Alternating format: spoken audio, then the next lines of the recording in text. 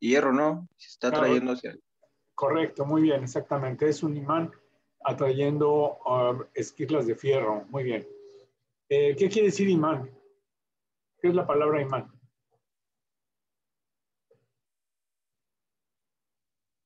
¿Qué entiende por un imán?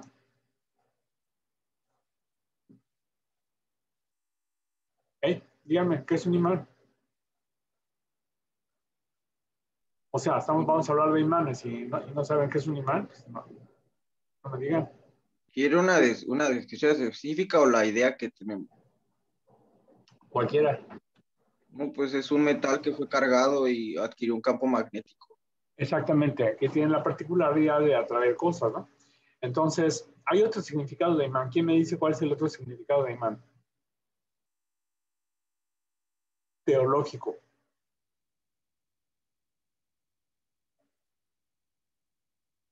¿No? Efectivamente, esa imagen es una imagen muy suave, muy simpática, pero me recuerda a algo religioso. Parece una mezquita. Parece una mezquita. Bueno, una mezquita es un templo. ¿Es un templo de qué tipo? Musulmán, no lo sé. Musulmán, es un templo musulmán. Y todos los musulmanes, ¿a dónde a dónde piensan ir todos los católicos, apostólicos y romanos alguna vez en su vida? A la Meca. Al conocer el Vaticano. Entonces los musulmanes tienen que ir una vez en su vida a la Meca, que es a donde se supone que está la piedra que fundó su Dios, que ¿quién era? Mahoma, ¿no? Mahoma, correcto. Entonces, se me figura mucho esta imagen exactamente lo mismo, porque miren, esta es la Meca. Y esta es la Meca con todos los musulmanes girando alrededor. Y siempre giran en sentido antihorario. Y no puede entrar nadie que no sea musulmán. Entonces, fíjense qué simpático, ¿no? Porque realmente tiene muy parecido. Y el centro de la teología musulmana lo manejan los imanes. Así se llama, imán. Y por ejemplo, les voy a enseñar, ¿saben qué es? Un imán. Son los sacerdotes musulmanes que le están enseñando en televisión, un programa de televisión, cómo golpear a sus esposas cuando no obedecen, sin fracturarlas y sin mandarlas al hospital y sin matarlas. Ajá, lo siento, así es. Entonces, esos son los imanes. Esos son, digo, seguramente como en todo, no todos son así, pero así es la onda musulmana, ¿no? Bueno, el caso es que es un imán y estamos hablando de imanes. Y este es el señor que tomó estas fotografías, que se inspiró pues en esto, y juega con los imanes y les pone partículas de hierro y hace fotografías muy simpáticas. Y bueno, se me hizo buena idea ponerlo como introducción al tema que manejamos ahora, que es de resonancia magnética nuclear. Entonces, aquí tenemos un imán y hay varios tipos de imanes. Hay imanes permanentes y hay imanes temporales. Los imanes permanentes son como o los que ponen ustedes en el refrigerador con el que pegan cositas y calendarios y esas cosas, o estampitas de la Virgen y todo ese rollo. Entonces, estos imanes son permanentes, quiere decir que son partículas de hierro que han sido electrificadas para que tengan ese campo magnético y les queda permanente, entre comillas. ¿Por qué digo entre comillas? ¿Pierde fuerza? Sí, porque nada es para siempre. Porque nada es para siempre, todo se acaba. Y también la capacidad del imán se acaba y pierde fuerza, efectivamente. Entonces, pero hay unos imanes que se conocen como electroimanes, que son estructuras de fierro atravesadas, como vieron en el video del doctor Cliose, que está muy bueno. Son estructuras de fierro que tienen un alambre alrededor y cuando se le pasa una corriente eléctrica se produce esta particularidad de imán. Entonces, esas estructuras, solo cuando se les pasa una partícula, solo cuando se les pasa corriente eléctrica, tienen la capacidad de imantar y se llaman electroimanes. Estos electroimanes son los que usan en los yonques para levantar los carros. Bajan la estructura de hierro sobre el carro, le aplican la corriente eléctrica, el carro se le pega, mueven el carro, quitan la corriente eléctrica y el carro se cae. ¿De acuerdo? Bien.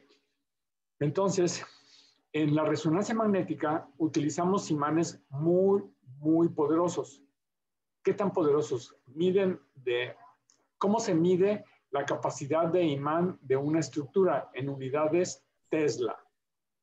Entonces, ¿por qué? Porque Tesla fue el que descubrió y trabajó sobre todo eso. Entonces, se mide en Tesla. Entonces, la fuerza gravitacional de la Tierra se puede medir en Tesla.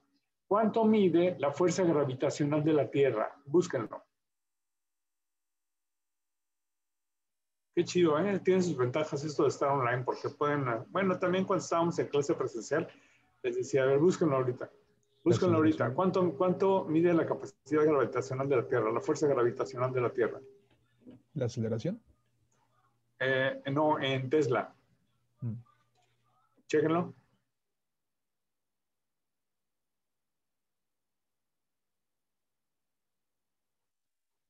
¿Qué pasa? ¿Qué me está diciendo? ¿Qué pasa? ¿Me están tardando? Estamos perdiendo en clase. Mide de 25 a 65 microteslas. ¿De 25 a qué? 65 microteslas. ¿Por qué varía?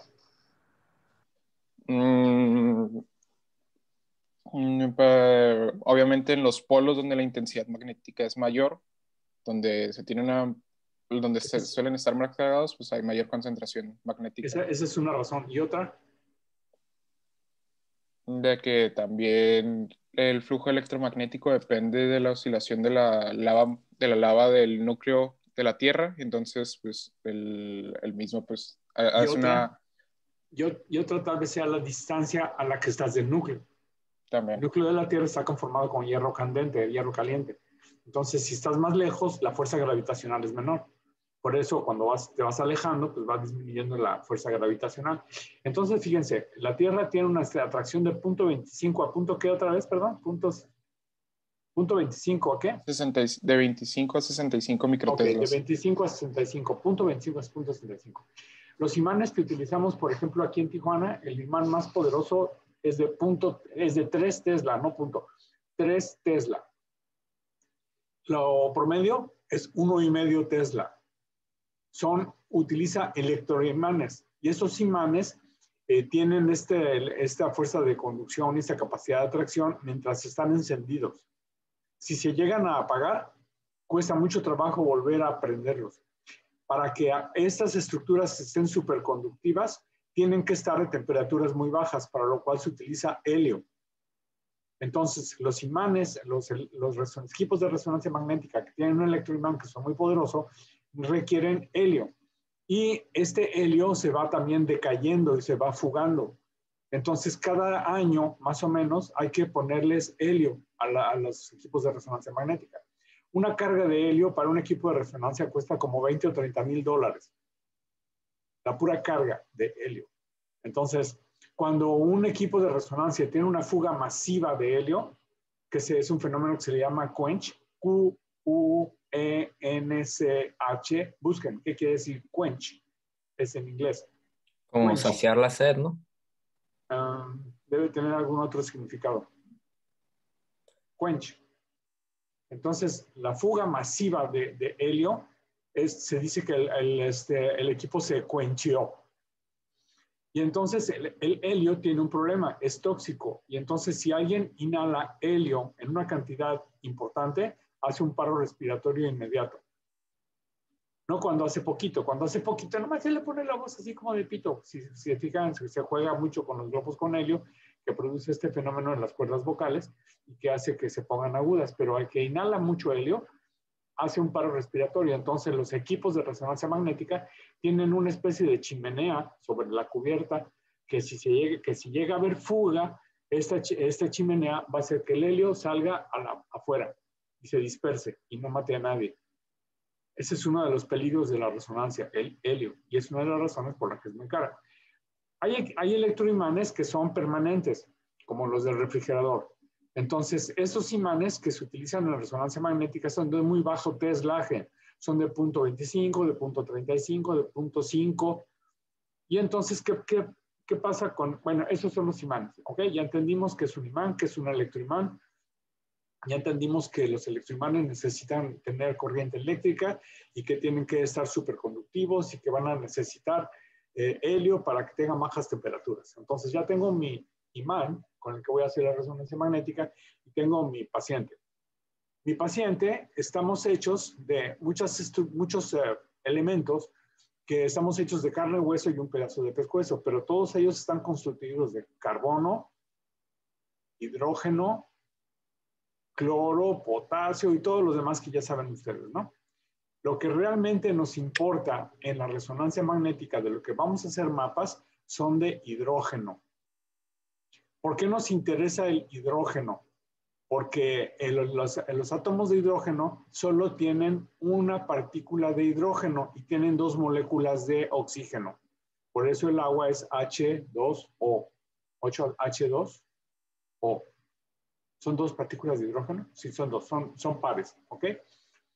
Entonces, cuando tengo mis protones de mi paciente haciendo su movimiento de precesión, pero, ¿qué creen? O sea, yo estoy poniendo este protón en este sentido, pero otro protón está en este sentido y otro protón está en este sentido. Es decir, que están como se les pega su regalada gana.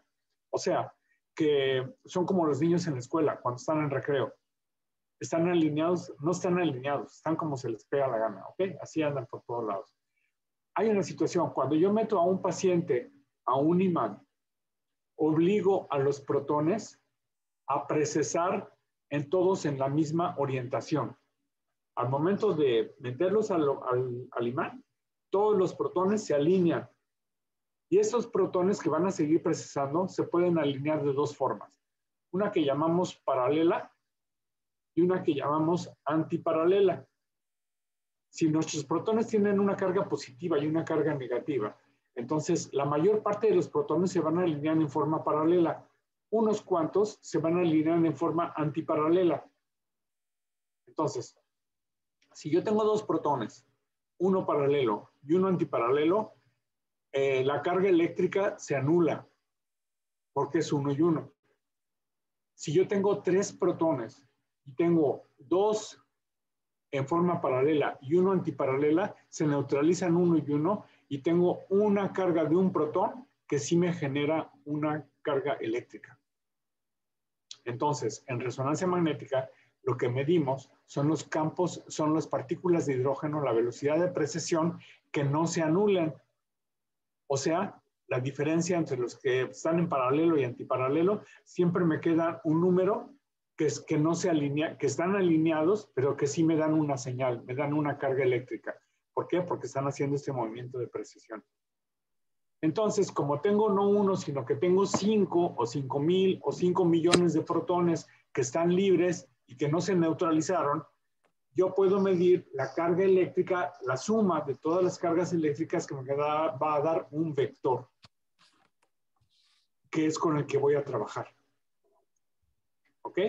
Entonces, el primer fenómeno que tenemos que entender en la resonancia magnética es el fenómeno de magnetización. O sea, lo que le pasa a los protones del paciente cuando se mete en un campo magnético. Se alinean en forma paralela o antiparalela. ¿De qué depende? Pues del gasto de energía. Si un protón está precesando así y lo meto al imán, pues le sale más barato, gasta menos energía seguir así. Pero si un protón está precesando así y lo meto al imán, le cuesta más energía moverse todo este trayecto que moverse este trayecto. Y aquí el cosmos se trata de energía. La vida es energía, todo es energía. Entonces, ¿qué van a hacer? Pues les sale más cómodo quedarse en antiparalelo que en paralelo. Entonces, de eso depende. De ahí que queden un cierto número de protones impares, que son los que me van a dar la señal que es con la que voy a trabajar. ¿De acuerdo? Primer punto para entender la resonancia magnética, el fenómeno de magnetización. Luego sigue el fenómeno de excitación. Ya tengo mis protones precesando. Yo tengo mi vector, mi suma de todos estos protones precesando. Ahora los voy a excitar, les voy a poner energía, les voy a transmitir energía. ¿Cómo se los voy a transmitir? A través de un pulso de radiofrecuencia. Este pulso de radiofrecuencia es como el de los radios. Ya ni se usan, ahora es radio AM y FM. ¿Sí saben lo que es AM y FM? ¿Qué significa? Frecuencia modulada y amplitud modulada. que ¿se acuerdan cuando hablamos de las ondas? Cuando vimos ultrasonido, que es una onda mecánica, todo en el cosmos es onda. Qué buena onda, ¿verdad? Todo en el cosmos es onda, y estas ondas tienen varias particularidades. Uno es su amplitud, y la amplitud es qué tanta distancia recorren de la línea basal hacia arriba o hacia abajo. Y la otra es el número de ondas por segundo. Entonces, esta energía que se envía para el radio, para la televisión, son ondas que pueden ser de amplitud modulada o de frecuencia modulada. Bien, entonces, con estos pulsos de radiofrecuencia modulada de FM, que es lo que se utiliza, le vamos a mandar energía a este protón. Me falta mencionar algo. Cada elemento de la tabla de densidades tiene una frecuencia específica. Entonces, el hidrógeno tiene una frecuencia de precesión específica en todo el mundo, en todo el universo. ¿Ok? Todas las partículas de hidrógeno precesan a la misma velocidad. ¿Cuánto? No lo sé, no me acuerdo. Entonces, a una velocidad determinada. El calcio tiene una velocidad de precesión determinada. El yodo tiene una velocidad de precesión determinada. Y todo eso ya lo sabemos, ya se midió, ya lo conocemos. Entonces, si yo quiero saber que tengo una estructura determinada y quiero saber qué es, la meto a un equipo de resonancia magnética y mido su velocidad de precesión. Y en base a eso yo digo, ah, esto es calcio, ah, esto es magnesio, ah, esto es yodo, ah, esto es gadolinio, esto es whatever, ¿entienden? Porque conozco exactamente la velocidad de precisión de cada una de estas cosas. Entonces, para que mi pulso de radiofrecuencia funcione con este protón de hidrógeno, tiene que ser el pulso a la misma frecuencia de precesión del protón. Es decir, que le tiene que gustar la onda de radio que le llega. Si le llega a Radio Ranchito, no le gusta. Tiene que ser música clásica o lo que quieran, o ranchera o tamora. Entonces, pero tiene que ser la velocidad de precesión que le guste a este protón, o sea, a la misma la que está procesando. Si no, no pela. Entonces, le mando un pulso de radiofrecuencia y al mandarle el pulso de radiofrecuencia, ¿qué creen que le pasa a este protón? Lo muevo. Suspendo el pulso de radiofrecuencia y regresa a su sitio. Lo excito, lo muevo. Suspendo el pulso de radiofrecuencia, regresa a su sitio. Ahora, ¿qué tanto se mueve? Depende de la energía que le mande con el pulso de radiofrecuencia. Puedo mandarle mucha energía o poquita energía. Entonces yo puedo hacer que se mueva 20 grados, o 45 grados, o 90 grados, o 360 grados, o los grados que se me pegue la gana, dependiendo de la cantidad de energía que le mande con el pulso de radiofrecuencia. Suspende el pulso de la radiofrecuencia y esa energía que recibió el protón la regresa al medio ambiente. ¿Está claro? ¿Vamos bien? Ok. Entonces ya tengo la magnetización, ya tengo la excitación. Cuando suspendo el pulso de frecuencia, entonces el protón se relaja. Entonces regresa la energía al medio ambiente. Si yo pongo una antena que mida la energía que llega y que regresa al protón, yo puedo medir ese flujo de energía y lo voy a convertir en un pico eléctrico, en un estímulo eléctrico. Entonces, yo puedo medir la energía de este protón en cualquier plano. Entonces, yo le puedo poner una antena aquí arriba y puedo medir con una antena aquí abajo. Entonces, vamos a pensar en la antena de aquí abajo. Mi pulso de radiofrecuencia, mi protón está procesando. Le mando su pulso de radiofrecuencia y entonces lo obligo a que se ponga aquí. Entonces, esta antena va a captar una señal positiva. Y como no es un protón, sino que son 5,000 los que hay en el cuerpo humano o en el área que estoy explorando, pues voy a tener un vector, una suma de todas estas fuerzas que me va a medir esta antena. Entonces, cuando venga la etapa de relajación, el protón se regresa y entonces, ¿qué pasa con la señal que tengo aquí? No oí, Carlos. Se pierde. Se pierde, correcto. Se decae. La energía decae. Entonces, decae. Pero si yo tengo una antena aquí arriba también, cuando este protón se relaja y viene para acá, ¿qué le pasa a esta energía? ¿Qué hace esta antena? Pues va a captar la energía ahora. La gana gana la energía. Entonces, la energía que se pierde aquí, se gana aquí. O sea, es el mismo fenómeno, pero lo estoy midiendo desde diferentes puntos de vista o diferentes ángulos. ¿Sí? Bien. Ahora fíjense, la medición de la energía en este plano es lo que llamamos T2. Y la medición de la energía en este plano es lo que llamamos T1. El protón, cuando regresa, pues regresa en un solo plano, pero no puedo hacer las mismas mediciones al mismo tiempo. Primero tengo que hacer una y luego tengo que hacer la otra. Entonces, primero hago una secuencia T1 y luego hago una secuencia T2. Entonces, lo que en T2 representa una señal positiva, en T1 es una señal negativa. Y viceversa, cuando se regresa el protón a su lugar, en T2 tengo pérdida de señal, lo que en T1 es ganancia de señal. Entonces, ¿qué pasa? Que las estructuras que tienen más hidrógeno en nuestro cuerpo, que son ¿cuáles? Moléculas de agua. El agua y la grasa. El agua y la grasa, correcto. Son las que me generan más señal o más pérdida de señal, dependiendo de dónde la vea.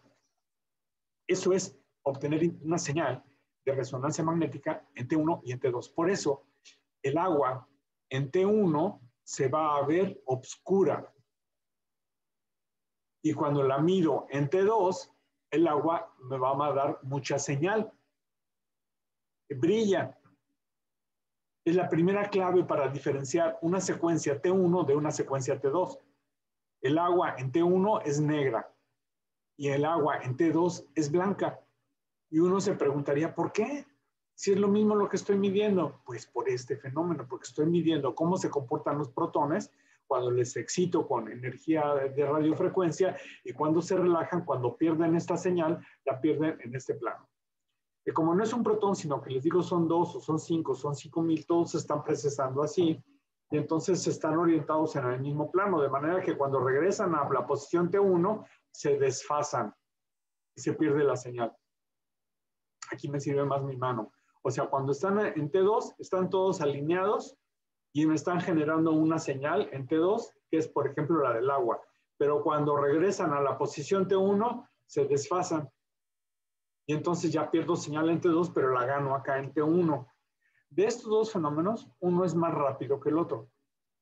El T1 es más lento. El T2 es más rápido. Entonces, el T1 es como cuando subimos a esquiar a una montaña. ¿Qué nos lleva más tiempo, bajar o subir? Subir. Entonces, el tiempo de excitación es más largo en T1. Y en cambio, la relajación de T2 es mucho más rápida. Y entonces, este fenómeno, que es lo que va a suceder con la grasa, con el músculo, con el hígado, con todas las estructuras que me generen señal, porque son las estructuras que tienen hidrógeno. Entonces, en el cuerpo humano, ¿cuáles son las que no me generan ninguna señal? Pues las que no tienen hidrógeno. ¿Y qué estructuras del cuerpo humano no tienen hidrógeno? El aire. El aire es uno de ellos. ¿El ¿Y el hueso? otro? El hueso. ¿Pero cuál hueso? El compacto. El Porque hueso. la médula sí tiene grasa. La médula sí tiene grasa. Entonces, la médula sí me da señal. Entonces, sí puedo hacer resonancia magnética de hueso, pero tengo que entender que voy a evaluar la médula, voy a ver edema. Por eso, el agua es uno de los elementos más maravillosos que nos da la señal en resonancia magnética. Entonces, en el cerebro, que tiene una densidad o un color característico, cuando se produce edema, esto es líquido en el espacio extravascular, el T2 da mucha señal y en T1 no se ve. La grasa en T1 brilla, pero en T1 la grasa brilla y el agua es negra. En T2 el agua brilla y la grasa es más oscura. No es negra, pero es más oscura. ¿Queda claro eso aquí? Bien, vamos a revisar. Esa es la clave de la resonancia magnética. Si entienden esto, ya es todo lo que tienen que saber. Bueno, lo curioso es que no solo hay secuencias T1 y T2, sino que hay muchas secuencias que varían en cuanto al pulso de radiofrecuencia, qué tanto angulación, el flip angle, que le dicen, qué tanta angulación le quiero dar a los protones, qué tanta la velocidad de precesión. La velocidad de precesión, o sea, la velocidad con la que está girando este protón es más intensa, más rápida en un imán de alto teslaje. O sea, un imán de 1,5 Tesla precesa más rápido. En un imán de 3 Tesla lo trae en friega. Y entonces, ¿para qué me sirve esto? Para hacer estudios más rápido. Un imán de bajo Tesla, pues él está procesando a una velocidad determinada, pero la calidad de la imagen es inferior. ¿Por qué es importante esa diferencia? Porque los imanes de bajo Tesla son imanes o equipos de resonancia magnética que se llaman abiertos, porque tienen un espacio mucho mayor y por lo tanto el campo magnético es más débil y más heterogéneo. Y entonces la calidad de imágenes de esos equipos es medio chafa. ¿Pero qué creen? El imán en el que se mete un paciente para hacer una reso de 1,5 Tesla es un campo tan estrecho, porque tiene que ser muy chiquito el orificio, que hay pacientes que no lo toleran. Y entonces estos pacientes claustrofóbicos no pueden entrar. Y entonces si necesitan una reso, ¿qué haces? Pues mejor le hago una abierta. Pero es que no se ve igual. Pues sí, pero es lo que hay. El paciente no tolera otra cosa. ¿Comprenden? Entonces, esa es la diferencia entre un imán abierto y un imán cerrado. El imán abierto es de bajo teslaje, son imanes permanentes, entre comillas, y los imanes, los de alto teslaje, son electroimanes, que requieren superconducción y requieren helio, y etc. Entonces, la velocidad de precesión la aumentamos, aunque ya sabemos cuál es la velocidad a la que giran, en un imán de alto teslaje es más rápido, por lo tanto, la adquisición de estudios es más rápido. Y entonces hay muchos tipos de secuencias que se pueden hacer que ahorita vamos a ver y ahorita van a aprender. Entonces, ya sabemos que es un imán. De los peligros entonces que hay de los imanes, uno es el quench. O sea, en todos donde hay equipos de resonancia magnética van a ver esta señal. Así como hay equipos hay señales advirtiendo en los equipos de rayos X que hay radiación al momento del disparo. A diferencia de eso, en donde hay una resonancia magnética, todo el tiempo hay un campo magnético. Entonces, este campo magnético es muy intenso, es muy fuerte y es capaz de jalar estructuras metálicas y moverlas y desplazarlas. Y entonces, ¿qué pasa cuando metemos a un paciente que tiene marcapasos? Lo altera. No solo porque mueva los electrodos, tiene capacidad. Cuando entran a un equipo de resonancia magnética y llevan algo metálico, ese metálico lo jala. Es capaz de jalar un desarmador a una velocidad que le puede atravesar a una persona en la cabeza. Si un paciente tiene algo metálico en el interior, lo mueve. Y también el campo magnético y la electrofrecuencia puede alterar la capacidad de transmisión del electrodo, de los electrodos del marcapaso. Entonces el paciente se puede morir porque va a tener alteraciones en el ritmo. Y si un paciente tiene un clip de fierro acá dentro en un aneurisma cerebral, ese clip se puede mover y al moverse el paciente sangra y se muere. Ya hubo accidentes como esos. Entonces ahora los clips con los que se clipan los aneurismas no son susceptibles del campo magnético, entonces los hacen de titanio. Y entonces hay elementos que no son susceptibles al campo magnético y es lo que se usa. Si un paciente tiene fierros en la columna de hierro, se calientan cuando entran al electroimán y esto produce sensación incómoda y esto puede producir quemaduras. La tinta de los tatuajes lleva hierro. No sé si todas, algunas de ellas.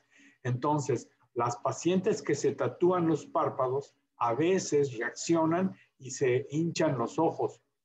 Sangre con los ojos hinchados porque este hierro es susceptible a la magnetización.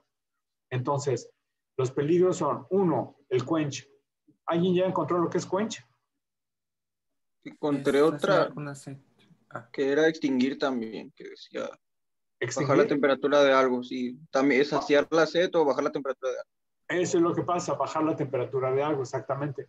se quenchea, se fuga, y el helio, que es el que baja la temperatura, pues es el que produce este fenómeno. Entonces, dos riesgos de resonancia magnética. Uno, el quench, que está resuelto con estos sensores que hay de helio en donde hay un equipo de resonancia, y las chimeneas. Y dos, el campo magnético. No deben entrar a donde hay un equipo de resonancia magnética que está protegido con una jaula. Esta jaula es una jaula de diferentes estructuras como cobre, para que no lleguen radiofrecuencias externas, porque si no, entonces estamos analizando un cerebro y de pronto llega radiotambora y nos va a producir una interferencia, y entonces la calidad de imagen ya valió. Entonces es importante que tenga esta jaula. Esta jaula se conoce como jaula de Faraday. Jaula de Faraday. Todos los equipos están protegidos con esta jaula de Faraday. Y entonces adentro está este imán superpoderoso. Entonces, si yo entro con una estructura metálica, se va a jalar. Si yo entro con mi cartera tiene una tarjeta de crédito o débito que tiene campo magnético, se va a alterar y se va a borrar la información. Desafortunadamente no se borra la deuda, nada más se borra la información. Ya lo intenté. No funcionó. Entonces, no dejan la cartera, dejan los anillos, dejan las plumas, dejan todo afuera. Esto es responsabilidad del técnico radiólogo que está a cargo del equipo de resonancia magnética. Él debe de ver quién entra y quién sale, y a todos los pacientes se les da una hoja explicándoles todo esto y que pongan si tienen alguna estructura de metal en su cuerpo. Entonces, esos son los riesgos de la resonancia magnética, el quench y el campo magnético. Aquí se ve que la chimenea que tienen los equipos de resonancia que van a drenar este helio en caso necesario. Entonces, fíjense, un paciente que tiene que ser anestesiado, que necesita meter un equipo de anestesia, son equipos de anestesia especiales para resonancia magnética, que no tengan ninguna estructura paramagnética. Y los inyectores que se usan para inyectar el medio de contraste también son inyectores especiales. Todo eso hace que el equipo sea más caro. Y entonces, fíjense todos los accidentes que pueden pasar. Se jalan camillas, se jalan oxímetros, se jalan todo tipo de cosas. Entonces, todos los equipos tienen que tener estos avisos. Miren lo que le pasó aquí a este paciente. Vean nada más. Entonces, el paciente ahí murió, ahí falleció. ¿Cómo la ven? Así de poderosos son los imanes. No es cierto, esa es una simulación que hicieron para demostrar lo que puede pasar, pero sí suceden accidentes muy graves. Muy bien, entonces ya entendimos. Sí. En el caso de que el paciente tuviera, como dijo, por ejemplo, un marcapasos o una placa, ¿se realiza otro estudio en lugar de la resonancia magnética o se tiene que utilizar una fuerza distinta? Pues depende de cada caso, depende de dónde tenga la estructura metálica. Un paciente con marcapasos no puede entrar ni siquiera a un magneto abierto. Ahí sí ya valió. Tienen que hacer recursos anteriores como esta tomografía. Un paciente con barras metálicas en columna no la vas a poder estudiar, evaluar bien, porque produce artefactos muy importantes y no te deja ver la columna. Entonces tienes que estudiarlo con tomografía computarizada. ¿Okay? Gracias. Por ejemplo, un clavo en el fémur o en el húmero o algo así. Por ejemplo, tú le puedes hacer un estudio de cráneo, de cerebro a un paciente que tenga un clavo en el fémur porque no está cerca y los artefactos no le producen problema. Y a lo mejor sí lo pueden meter, dependiendo también del teslaje que tenga cada equipo y de la aprobación del médico radiólogo a cargo. Entonces ya entendimos lo que es un protón, un neutrón, ya entendimos que los protones, que yo les traje mi protón, bien, mi protón. Ya entendieron entonces el protón, lo que es la velocidad de precesión, ya entendimos que tienen un eje, que hay un campo, un ángulo giromagnético, que el de la Tierra es de 23 grados, y este es el paladín de la resonancia magnética, es nada menos que el doctor Damadian. Aquí está Damadian mostrando su prototipo, con el primero que trabajó, y aquí tenemos el más poderoso de los más poderosos que hay, son de 1,5 Tesla. Imagínense la capacidad magnética de estos aparatos. La resonancia magnética como tal es un método que se utiliza desde 1950. Se utilizaba en química y los equipos de resonancia magnética son pequeñas cochinadillas como ese florero que está ahí atrás. Así era una resonancia magnética y servía únicamente para analizar estructuras químicas. para ver de qué estaban hechas. Hasta que aparece en la tomografía computarizada, o sea, hasta que aparecen las computadoras y hasta que aparecen las fórmulas matemáticas para reconstrucción de imágenes, pues de información como la que usa en la tomografía, es que se pudo aplicar la resonancia magnética en medicina. Entonces, curiosamente, el premio Nobel sí se lo dieron a Hounsfield, que descubrió la tomografía, pero a Damadian nunca le tocó premio Nobel. ¿Por qué? Porque él no descubrió la resonancia magnética. Él descubrió la forma de aplicarla al cuerpo humano. ¿Comprenden? Entonces, por eso Damadian nunca se llevó el premio Nobel. Bueno, el punto es que entonces Damadian es la clave en resonancia magnética y como ya conocemos la velocidad de precesión de los átomos es lo que se conoce como la frecuencia del Larmor. Y entonces, aquí tenemos cómo precesa una estructura a una velocidad de 2 Tesla y aquí podemos, esto es el movimiento de precesión. Y ahí tenemos a qué velocidad precesa, lo que decía que no me acordaba. Ahí está, es de 85.16 MHz a 2 Tesla. Y a 1 Tesla, miren, más despacio, a la mitad, 48.5 MHz. Entonces, la diferencia del campo de imán es la velocidad que incrementamos la velocidad de precesión.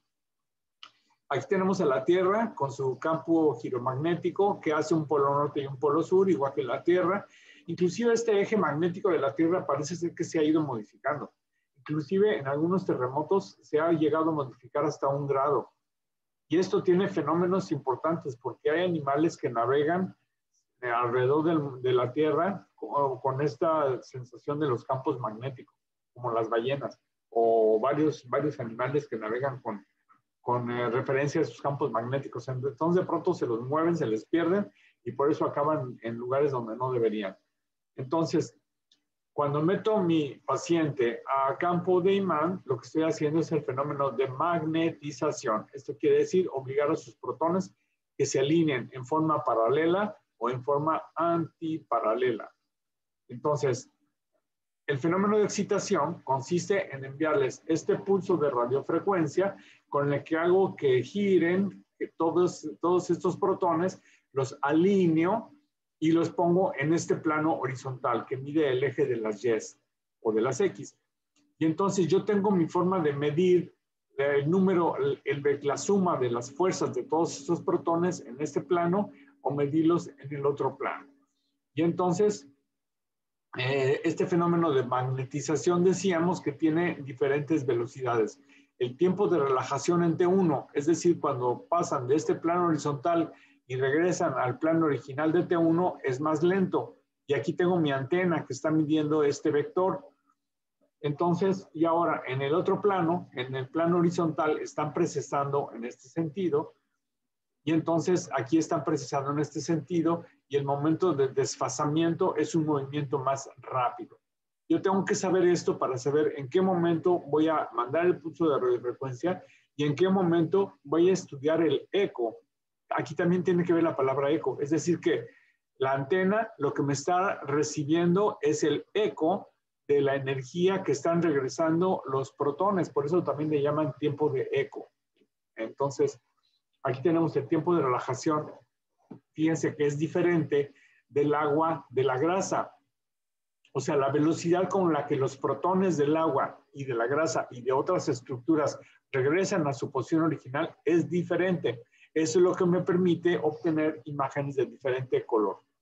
Y entonces aquí está uno de los ejemplos que les decía. El T1 es como subir a la montaña, que es mucho más lento, y el T2 es más fácil bajar. ¿Alguna duda hasta aquí? No. Bueno, entonces ahora vean 2 imágenes diferentes. En la primera imagen, las 2 son de cerebro.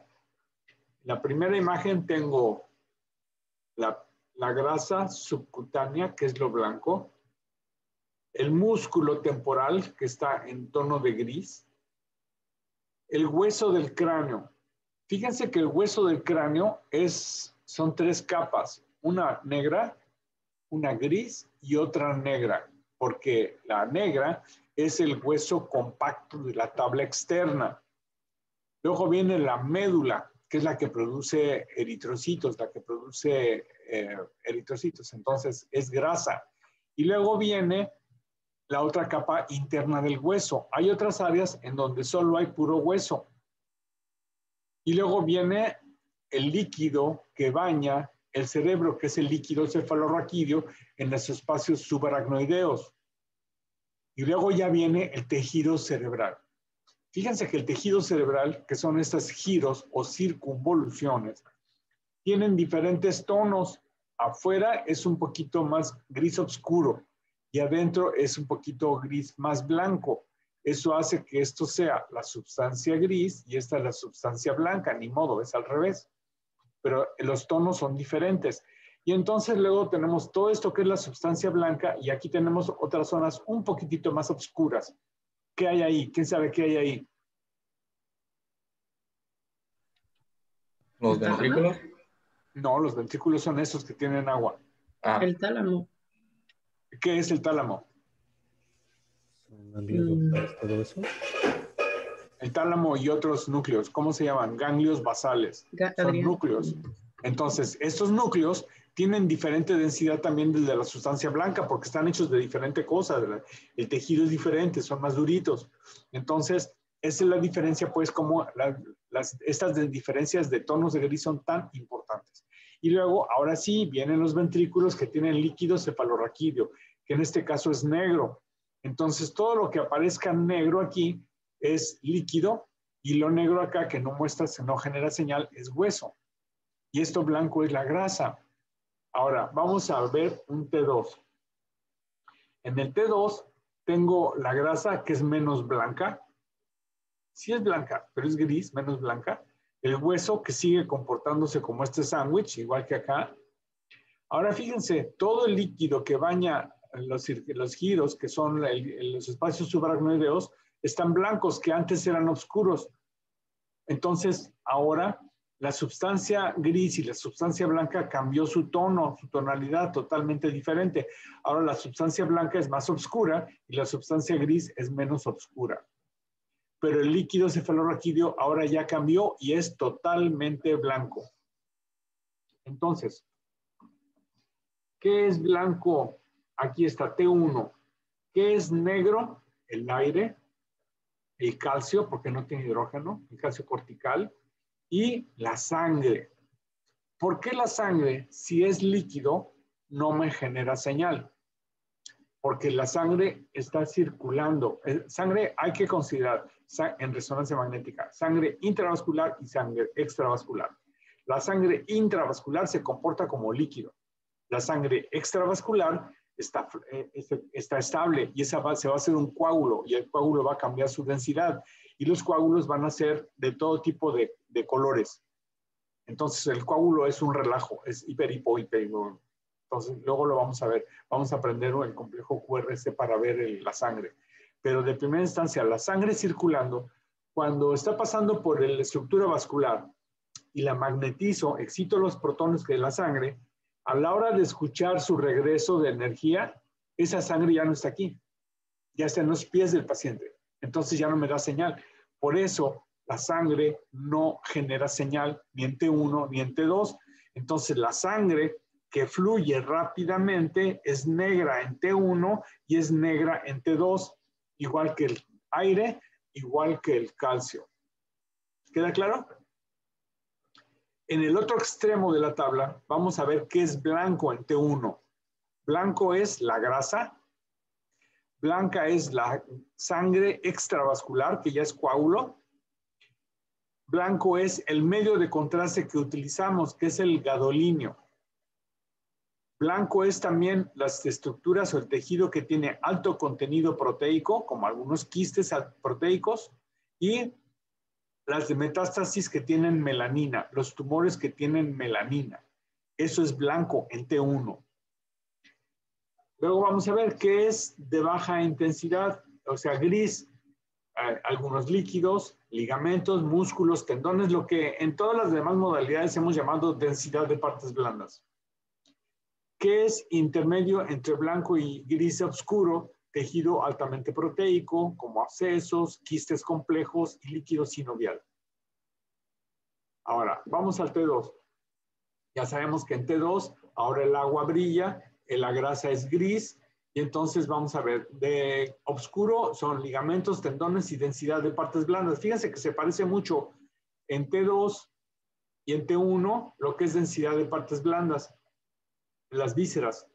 Y en cambio, la grasa ahora ya se pasó a este grisecito más claro, el páncreas que tiene un poquito más líquido, las adrenales que tienen un poquito más líquido, los músculos y el cartílago. ¿Alguna duda hasta aquí, chamacos? Bien, entonces, en tomografía, yo les decía, ¿qué estudio es? Es un ataque. ¿Simple o con contraste? Simple. ¿Cómo sabían? Veían la aorta o el corazón.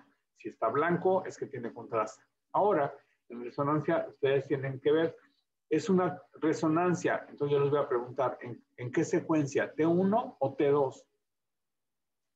El gadolíneo se administra y se obtiene información únicamente en T1. En T2 no sirve el gadolíneo, no da señal el gadolíneo, solo da señal en T1.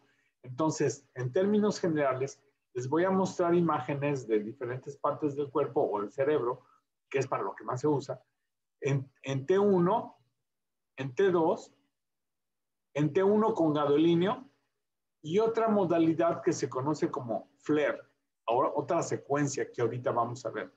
En la sustancia FLAIR, como todo esto lo estamos haciendo, esta información la estamos adquiriendo porque son impulsos eléctricos que son convertidos por una tomografía, por una computadora a una imagen, y esta imagen está representada en píxeles, ¿se acuerdan? Lo que es un píxel y un voxel. Bueno, entonces, en tomografía, estos píxeles me dan una medida. ¿Cómo se llaman las medidas en tomografía? Unidades Hounsfield. Unidades Hounsfield. En resonancia magnética estamos midiendo la intensidad de la señal. Entonces, lo que en tomografía era hiperdenso o hipodenso o isodenso, ahora en resonancia es hiperintenso, lo blanco, hipointenso, lo negro, e isointenso, lo que está intermedio. Nada más que aquí no se miden unidades Hounsfield. Nada más hablamos de hiper, hipo o isointenso. ¿De acuerdo? Entonces, como estamos manejándolo con una computadora, yo le puedo decir a la computadora, ¿sabes qué? El brillo del agua en esta secuencia de T2 me molesta y no puedo diferenciar las estructuras que están aquí cerquita. No puedo ver si tienen o no edema. No puedo ver o no si tienen señal. Hazme un favor, computadora. Apágame todo lo que tenga señal de agua. Y entonces me pone la señal de agua en negro y me permite discriminar, resolver mejor las densidades del edema. Entonces, las secuencias FLAIR son secuencias que es la FLAIR, F-L-A-I-R, son las iniciales de Fluid, ¿qué? Low Attenuation, Inversion, Recovery. O sea, whatever, ¿no? O sea, el octanaje, la gasolina. O sea, ustedes tienen que saber FLAIR. Entonces, Fluid Level, Inversion, Recovery, whatever. Entonces, voy a mostrar, cuando veamos imágenes, vamos a ver un T2 que me indica que es agua. Un T1 al que le tengo que diferenciar si tiene o no contraste. ¿Cómo lo diferencio? Pues busco las estructuras vasculares. Si las estructuras vasculares se pintan blancas, quiere decir que tiene gadolíneo. Y un FLAIR. El FLAIR es el mismo del T2, pero atenuando las imágenes de agua para que pueda estudiar yo mejor las imágenes cerebrales. ¿Ok? Así de fácil. Ahora les tengo malas noticias. La cosa se complica más porque hay muchos tipos de secuencias que se pueden hacer en la resonancia magnética. Pero yo nada más les voy a decir ahorita, porque todavía tengo 15 minutos, les voy a explicar todas estas. Pero lo primero que tienen que aprender a ver cuando ven un estudio de imagen es determinar si están viendo una tomografía o una resonancia magnética. Y entonces, fíjense, les estoy mostrando de este lado de la imagen de la diapositiva un ATAC. Y el ATAC, fíjense, en el hueso es blanco. Ahora, si el hueso es blanco, pero que sea hueso, no grasa, porque fíjense en las imágenes de resonancia que está del otro lado, la grasa brilla y se confunden. Y entonces dicen, es una tomografía, porque el hueso es blanco y el líquido se ve oscuro, pero no. Resulta que esto es la grasa, la piel, la grasa en este caso es esta, ¿sí? Pero el hueso es lo negro, lo que no genera señal. Entonces, ¿cómo diferenció un TAC de una resonancia magnética? Viendo el hueso. Si el hueso es blanco, es TAC. Si el hueso es negro, es resonancia magnética. ¿Sí? Very important. Porque si es TAC, pues ya sé que voy a hablar de hiperdenso, hipodenso. Ya sé que voy a hablar de unidades Hounsfield. Pero si es reso, tengo que, ahora, si es resonancia, porque el hueso es negro en todas las secuencias, tengo que ver si es un T1, que es una descripción, digamos, básicamente anatómica del cerebro, si es un T2 en el que el agua brilla, o si es un flare, que es como un T2, pero que me permite evaluar con mucha mejor calidad, porque se está apagada el agua, la apagué, la computadora, le dije, computadora, por favor apágame el agua. Y entonces dice, ¿cómo no? Con todo gusto. Y me apaga el agua y me deja ver en la pequeña cantidad de edema periventricular, que son estas cositas blancas, ¿las ven? Estos puntitos blancos alrededor de los ventrículos, esto implica edema, un poquito de líquido extravascular que no veo aquí y que tampoco veo aquí. Por eso pero utilizo, ¿por qué ese líquido no se apaga? porque no es líquido libre, sino que es líquido en el espacio parenquimatoso. El líquido, en el líquido cefalorraquídeo es agua flotando, pero el edema es líquido que está en el espacio extravascular, pero parenquimatoso, entre las células. Se está moviendo de manera diferente. Y de ahí que vamos a tener otras secuencias que sirven para medir mejor todavía esta cantidad de líquido que existe en los espacios extravasculares, pero parenquimatosos.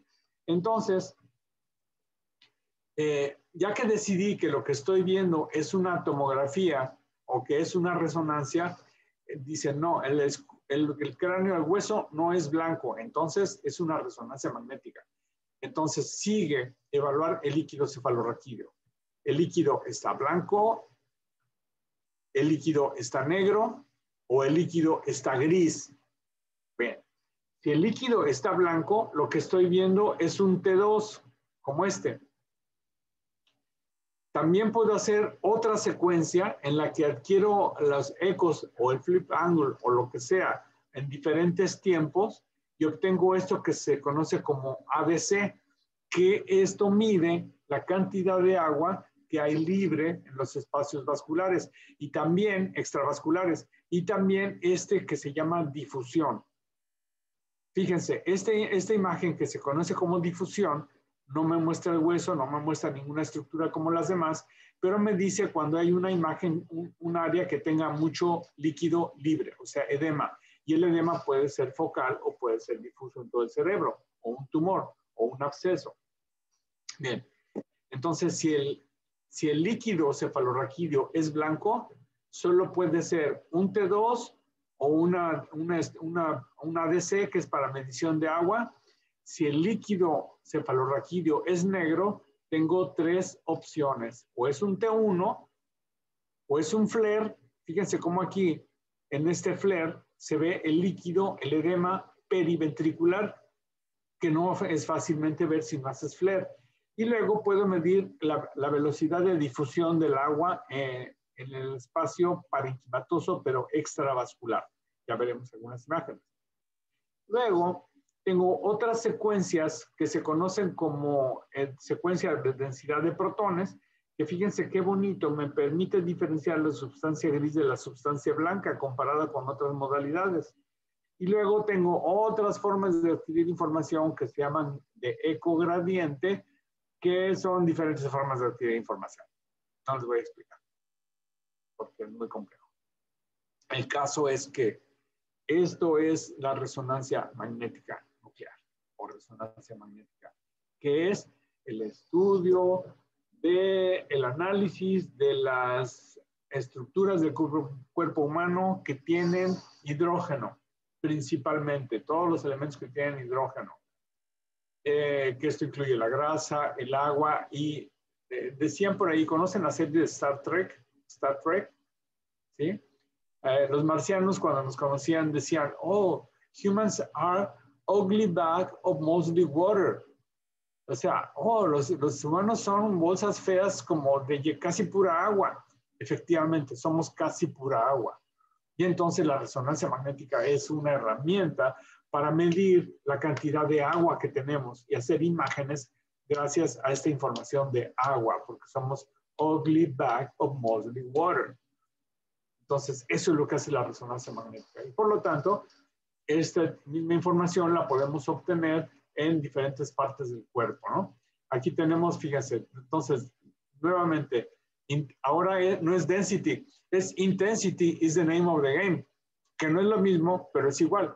¿Por qué es igual? Porque estamos hablando de que la intensidad de la señal depende de la densidad de que están hechos los tejidos. O sea, sigue siendo density is the name of the game, pero ahora es intensity is the name of the game. Así que aquí tenemos una secuencia T1, tenemos una secuencia T2 en cráneo que ya saben ver ustedes, ¿verdad? Ahora fíjense. Vean esta imagen y díganme qué ven.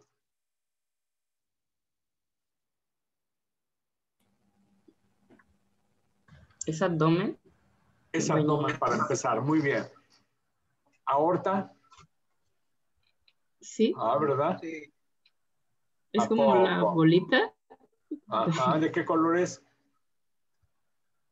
Hipointensa. Exactamente, es negra. ¿Por qué? Porque lleva sangre y la sangre, aunque es líquido, no me da señal. Porque cuando excito los protones de ese fragmento, de esa medida, de ese corte, a la hora de que regresan la señal es porque ya se fueron a los pies o a la cabeza. Y entonces, esta rebanada me está mostrando únicamente la aorta. Ahora vean la pared de la aorta. ¿De qué color es la pared de la aorta? Gris. Es más intensa. Es más intensa. No es blanca, pero es gris, es diferente. Y es la pared, fíjense, que antes la veíamos más oscura. Con ateromas tenía calcio. Pero entonces ahora, ¿cómo voy a ver los ateromas aquí? Negros. Negros. Negros, exactamente. Y si se fijan, las paredes de esta aorta están negras, algunos pedazos. Esas son calcificaciones. Pero en rezo, el calcio no me da señal. Ok. Riñón izquierdo. ¿Check o no check? Sí. Check. ¿Normal o anormal? Bueno, no. Tiene No. dos. Espérenme. La vértebra. Busquen la vértebra. Check. Sí. Check. ¿Qué es lo blanco atrás del cuerpo vertebral? La médula. No. El canal medular. Líquido. El canal medular. ¿Y qué lleva el canal medular? Líquido cefalorraquídeo. Ahora, ¿qué es lo oscuro dentro de lo blanco? Ahora sí, la médula. Y si se fijan, esa médula tiene dos tonos de grises diferentes. La periferia es más oscura y el centro es más claro, porque es sustancia gris y sustancia blanca en la médula, igual que en el cerebro. Entonces ahora, cuando ustedes quieran ver qué secuencia es de la imagen que están viendo de rezo, busquen el canal raquídeo. Si el líquido cefalorraquídeo está blanco, es una secuencia que T2. T2, exactamente. Si el líquido cefalorraquídeo está gris o está negro, es una secuencia T1. Y a partir de ahí ya puedo interpretar todo lo demás. Ahora sí, vean el riñón izquierdo. ¿Es normal o es anormal? Anormal. ¿Por qué? Anormal. ¿Por qué? ¿Qué tiene? Tiene dos bolitas. ¿De qué color? ¿Hiperintensa? Blancas, hiperintensas, correcto. Entonces, ¿qué son? ¿Podrían ser quistes? Quistes, exactamente. Quistes es líquido porque brillan en T2, así de sencillo. Ahora, vamos al riñón derecho. ¿Normal o anormal? Normal. Normal. No, tiene dos anormalidades. Una, compárenla con el izquierdo. ¿De qué color es? Es más hiperintenso. Es más hiperintenso, es más blanco. Eso quiere decir que algo le está pasando a ese riñón. A uno de los dos riñones está mal. O uno está menos vascularizado, o el otro está más vascularizado, o uno le llegó contraste y otro no le llegó contraste, o whatever. ¿Es con contraste o es sin contraste esta resonancia? Sin contraste. ¿Por qué? Porque la aorta se vería blanca. Exacto, exactamente. Y además es T2. Y no hacemos T2 con contraste porque no da señal. El T1 es T1 cuando usamos contraste. Entonces, algo está pasando con estos riñones que uno está más blanco que el otro y eso no es normal. Deben de tener la misma señal. En el riñón. Uno tiene... Porque tiene una bola. Ahorita vamos a eso. Entonces, cuando están de diferente color, puede ser que uno esté edematoso y el otro esté normal. O sea, una pielonefritis, una infección de vías urinarias es edema. Y el edema va a ser hiperintenso, parenquimatoso. Aquí son quistes. Tiene un quiste cortical y un quiste parapiélico. Pero este tiene diferente tono. Ahora sí, vamos a la bola. ¿Qué señal tiene esa bola? Del riñón derecho. Hipointensa. Es hipointensa. ¿Homogénea o heterogénea? Heterogénea. Heterogénea. Heterogénea. ¿Qué creen que sea? ¿Un litio? Un tumor. Un tumor. No puede ser un cálculo porque los cálculos no producen señal. Bueno, dependiendo si son de calcio o de qué son. Entonces, es un tumor. Es un tumor renal, es un cáncer renal. O puede ser un tumor benigno renal. Ahora, busquen el estómago.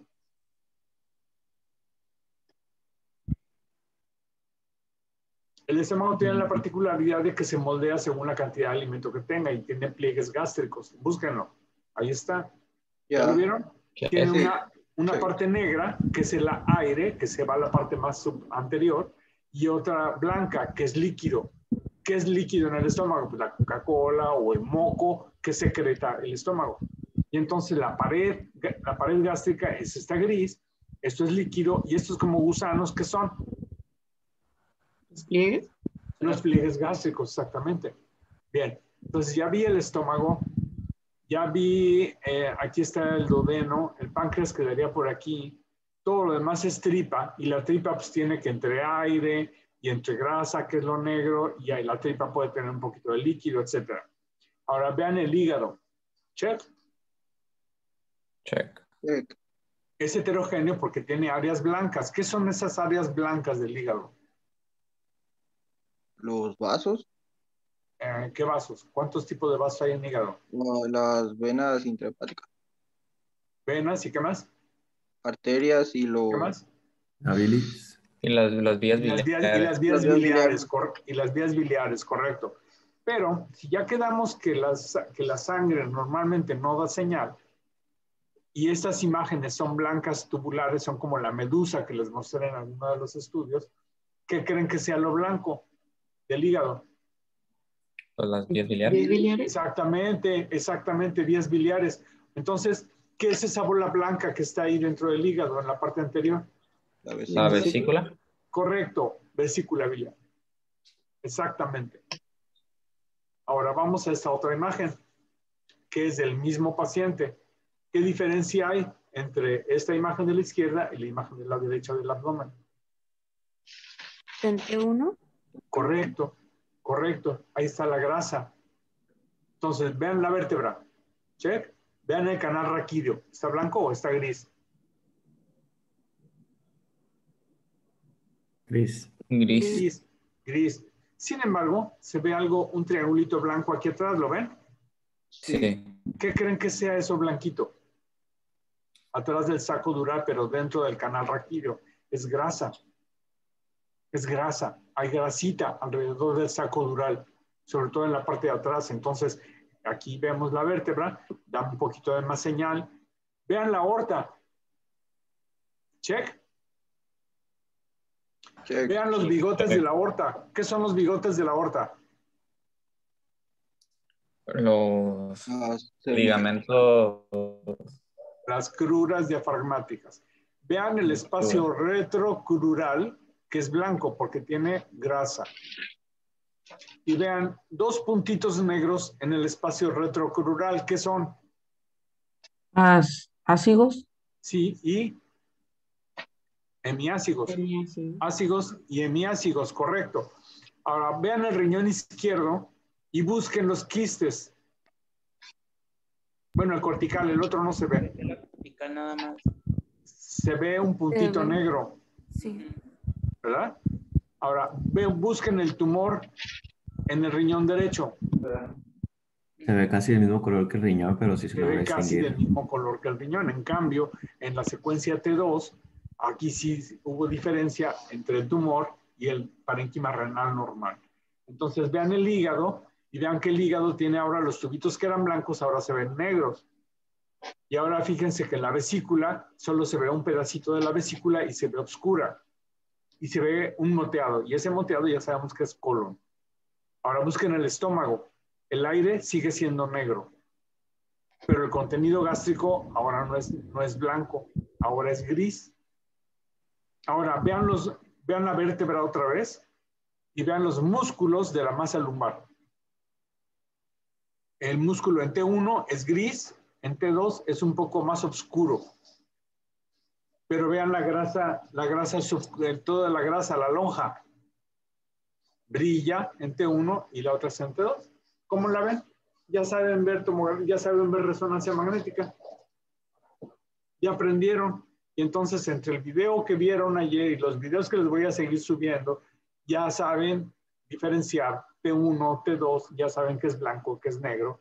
Y entonces ya conocemos ahora otra faceta de nuestra tabla de densidades que en resonancia se comporta en T1 y en T2. La sangre ahora va a entrar en otro capítulo más complejo, que es el complejo QRS, del cual vamos a hablar el día de mañana.